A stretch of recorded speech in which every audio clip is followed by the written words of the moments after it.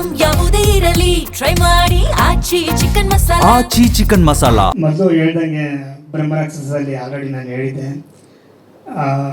ನನ್ನ life style ನಾನು ಇಲ್ಲಿವರೆಗೂ ಬರ್ತೀನಿ ಅಂತ ಗೊತ್ತಿರಲಿಲ್ಲ. ನಾನೊಬ್ಬ ಪೊಲೀಸ್ ಆಫೀಸರ್ ಆಗಬೇಕು ಅನ್ನೋದು ಕನಸಿತ್ತು, ಮಿಲಿಟ್ರಿ ಸೇರಬೇಕು ಅನ್ನೋದಿತ್ತು.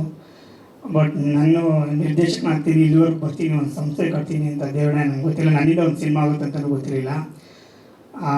ಅದಕ್ಕೆ ಮೇನ್ ಬುನಾದಿ ಬಂದು ನಮ್ಮ ಅಪ್ಪ ಅಮ್ಮ. ಅದಕ್ಕೆ ಮೂಲ ಕಾರಣ ನನಗೆ ಬ್ಯಾಕ್ ಬೋನ್ ನಿಂತ್ಕೊಂಡಿರೋ ನಮ್ಮ ಅಜಯ್ ಸರು, ಆಮೇಲೆ ನಮ್ಮ MS ತ್ಯಾಗರಾಜ್ ಸರು, ನಮ್ಮ ಚಾಣೋಣ ಅಂತ ಇದ್ದಾರೆ. ಮೇನಾಗಿ ನಮ್ಮ ತ್ಯಾಗಣ್ಣವರಪ್ಪ ಬಂದು ಮೋಹನ್ ಸರ್ ಅವರು, ಅಮ್ಮವ್ರು ಬಂದು ನನಗೆ ತುಂಬ ಬ್ಯಾಕ್ ಬೋನ್ ಆಗಿ ತುಂಬ ಸಪೋರ್ಟ್ ಮಾಡಿದ್ದಾರೆ. ತುಂಬ ನರ್ವಸ್ ಆಗ್ತಾಯಿದ್ದೀನಿ ಅಣ್ಣ. ಅದಕ್ಕೊಂದು ಚಿಕ್ಕ ಒಂದು ಉದಾಹರಣೆ ಹೇಳ್ಬಿಡ್ತೀನಿ. ಬ್ರಹ್ಮರಾಕ್ಷಸ ಆ್ಯಕ್ಚುಲಿ ರಿಲೀಸ್ ಆಗಬೇಕಾಯಿತು, ಕಾರಣಾಂತರಗಳಿಂದ ಸ್ವಲ್ಪ ಡಿಲೇ ಆಯಿತು.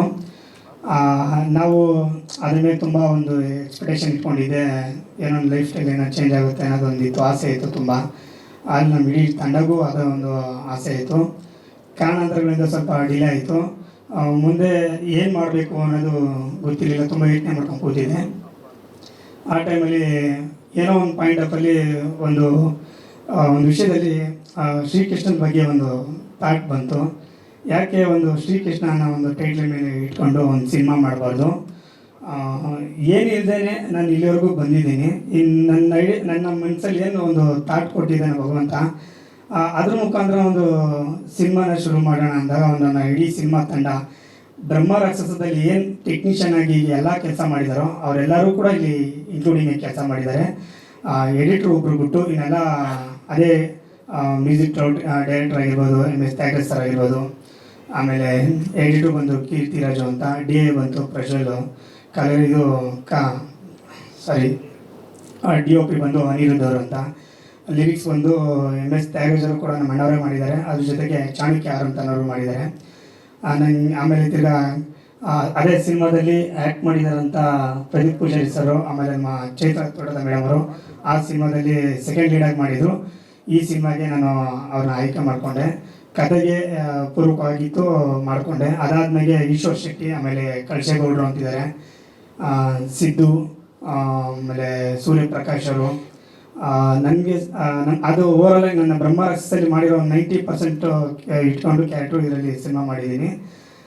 ಅದೇ ಅಣ್ಣ ಹೇಳ್ದಂಗೆ ಸರ್, ನೀವು ಹೇಳ್ದಂಗೆ ಈ ಸಿನಿಮಾ ಮಾಡೋಕ್ಕೆ ಕಾರಣ ಆ ಒಂದು ಅಂದರೆ ವಾಟ್ ನೆಕ್ಸ್ಟ್, ಅಂದರೆ ನಮಗೆ ನೆಕ್ಸ್ಟ್ ಪ್ಲ್ಯಾನ್ ಏನು ಅನ್ನೋದು ಗೊತ್ತಿರಲಿಲ್ಲ. ಯಾಕಂದರೆ ನಾವೇನಾದ್ರು ಒಂದು ಇಂಡಸ್ಟ್ರಿ ಬರಬೇಕು, ಪ್ರೂವ್ ಮಾಡಬೇಕು. ಬಟ್ ಆ ಸಿನಿಮಾ ಹಂಗಾದಾಗ ಇದ್ರ ಮೇಲೆ ಏನಾದರೂ ನಾವು ಬೆಳಕಿ ಬರಬೇಕು. ಇಲ್ಲಿ ಅದೇ ಹೇಳ್ತಾರಲ್ಲ, ಅವಕಾಶ ಅದಾಗೇನು ಬರಲ್ಲ, ನಾವೇ ಹುಡುಕೊಂಡು ಹೋಗಬೇಕು ಅನ್ನೋದಿತ್ತು. ಹಾಗಾಗಿ ಅವಕಾಶನ ನಾವೇ ಒಂದು ಸೃಷ್ಟಿ ಮಾಡ್ಕೊಂಡ್ವಿ. ಆ ಸೃಷ್ಟಿ ಮಾಡೋಕ್ಕೆ ಶ್ರೀಕೃಷ್ಣ ಪರಮಾತ್ಮ ರೂಪದಲ್ಲಿ ಬಂದು ಇಡೀ ನಮ್ಮ ತಂಡ ಬಂದು ನಮಗೆ ಸಪೋರ್ಟ್ ಮಾಡ್ತು. ಹಾಗಾಗಿ ಇದಕ್ಕೆ ಈ ಸಿನಿಮಾ ಶ್ರೀಕೃಷ್ಣ ಆಗಿದ್ದು. ಮೊದಲನೇ ಥ್ಯಾಂಕ್ಸು ಬಂದು ನಾನು ಇಡೀ ತಂಡಕ್ಕೆ ಹೇಳೋಕ್ಕೆ ತುಂಬ ಥ್ಯಾಂಕ್ಸ್ ಹೇಳೋಕ್ಕೆ ಇಷ್ಟಪಡ್ತೀನಿ. ನಿಜವಾದ ಡೈರೆಕ್ಟ್ರು ನಾನಲ್ಲ. ಆ ಮೊದಲನೇ ಸಿನಿಮಾಗೂ ನಾನು ಹೇಳಿದ್ದೆ ನಿಜವಾದ ಡೈರೆಕ್ಟ್ರು ಬಂದು ಇದು ಪ್ರೊಡ್ಯೂಸರ್ ಅಂತ. ಈ ಸಿನಿಮಾಗೂ ಕೂಡ ಅಷ್ಟೇ ನಿಜವಾದ ಪ್ರೊಡ್ಯೂಸರ್ ಡೈರೆಕ್ಟ್ರು ನಾನಲ್ಲ, ಎಲ್ಲ ನನ್ನ ಸಿನಿಮಾ ತಂಡದವರು ಅಂತ ಹೇಳೋಕ್ಕೆ ಇಷ್ಟಪಡ್ತೀನಿ.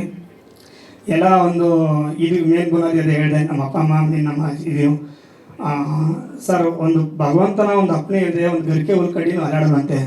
ನೀವೆಲ್ಲ ಮಾಧ್ಯಮ ಆದವರು, ನೀವು ಒಂದು ಮನಸ್ಸು ಮಾಡಿದ್ರೆ ಏನು ಬೇಕಾದ್ರೂ ಮಾಡ್ಬೋದು. ಒಂದು ಸಣ್ಣ ಸಣ್ಣ ಸಿನಿಮಾಗೂ ಕೂಡ ನೀವು ಸಪೋರ್ಟ್ ಮಾಡ್ಕೊಂಡು ಬಂದಿದ್ದೀರಾ.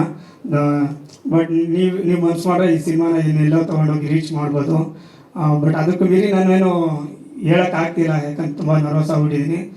ಇದಕ್ಕೆ ನನಗೆ ಬ್ಯಾಕ್ ಬೋನ್ ಆಗಿ ನಮ್ಮ ಅಪ್ಪಾಜಿ ಸರ್, PR ನಾಗೇಂದ್ರ ಸರ್ ಅಪ್ಪಾಜಿಯವರು, ಬ್ರಹ್ಮರಾಕ್ಷಸಗೂ ಸಹ ಕೂಡ ಅಪ್ಪಾಜಿ ಕೂಡ ಮಾಡಿದ್ದು. ಈ ಸಿನಿಮಾಗೆ ಅಪ್ಪಾಜಿ ನೀವು ಮಾಡಬೇಕು ಅಂತ ಕೇಳ್ಕೊಂಡು ನಮಗೆ ತುಂಬ ಸಪೋರ್ಟಿಯಾಗಿ ನಿಂತ್ಕೊಂಡು ನನಗೆ ತುಂಬ ಸಹಾಯ ಮಾಡಿದ್ದಾರೆ. ಅಪ್ಪಾಜಿ ನಿಮಗೆ ತುಂಬ ಧನ್ಯವಾದ ಅಪ್ಪಾಜಿ. ದಯವಿಟ್ಟು ನನ್ನಿಂದ ಏನಾದರೂ ತಪ್ಪಾಗಿದೆ ಕ್ಷಮಿಸಿ ಕೆಲವೊಂದು ಮಾತಾಡೋದ್ರಲ್ಲಿ.